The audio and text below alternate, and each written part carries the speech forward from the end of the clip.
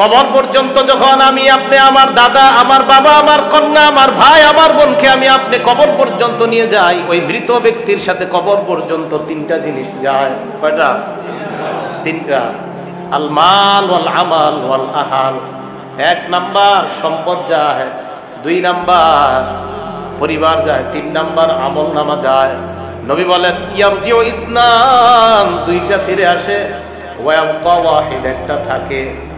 বলেন তো মৃত ব্যক্তির সাথে কবর পর্যন্ত কয়টা জিনিস যায়?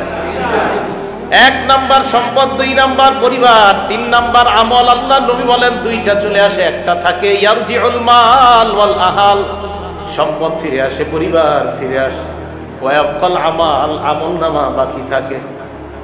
তাহলে আপনার সম্পদ কবরে যাবে না, আপনার পরিবার কবরে যাবে না। আল্লাহ বলেন দুনিয়াতে থাকতে তোমাকে আমি স্বর্ণের মালিক, রূপার মালিক, টাকার মালিক বানাইলাম, যদি যাকাত না দাও আল্লাহ কিয়ামতের ময়দানে শাস্তি দিবে। আর জাহান্নামের মধ্যে শাস্তি দেওয়ার সময় ফেরেশতারা বলবে হাযা মা কানাসতুম লিআনফুসিকুম, এই যে তোমারে কপালে ছেক দেওয়া হচ্ছে, এটা তোমার ওই সম্পদ, যেই সম্পদ তুমি দুনিয়াতে জমা করেছিলা। ফাযুকু মা কুনতুম তাকনিজুন, যা কামাই করেছো এখন তা খাও। জুকু মানে খাও, চাখো। জুকু খাও, এখন খাও, যা কামাই করছো খাও। ওই খাওয়া কি ভালো খাওয়া? শাস্তি দেওয়া। তো আল্লাহ যারা জাকাতের মালিক আছেন, আপনারা যাদেরকে অর্থ দিয়েছেন আল্লাহ, তারা জাকাত গুলো আদায় করে দেওয়া আল্লাহ তৌফিক দান করেন। বুখারীর বর্ণনায় আসছে মান আতাহুল্লাহু মালা, আল্লাহ যাকে সম্পদ দিয়েছে, ওয়ালাম ইউআদ্দি যাকাতা, কিন্তু সম্পদের যাকাত দেয় নাই, মুসসিলা লাহু শুজাআন আকরা, কিয়ামতের ময়দানে তার এই সম্পদ বিষধর টেকু সাপে রূপান্তরিত হবে। সাপটা হবে টেকু, আবার সাপটা হবে বিষাক্ত। এই সাপটা আপনাকে পেঁচাবে, পা থেকে পেঁচাইতে পেঁচাইতে গলা পর্যন্ত সাপ আপনাকে পেঁচায়।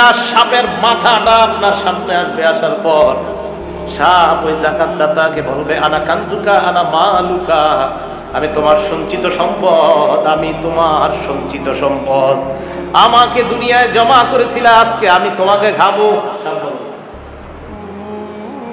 এভাবে বলবে, এখানে পুরা শরীরটা পেঁচা, এখানে আনতে আনা কানজুক, আমি তোমার সম্পদ, আনা মালুক, আমি তোমার সম্পদ, আমাকে জমা করেছিলে।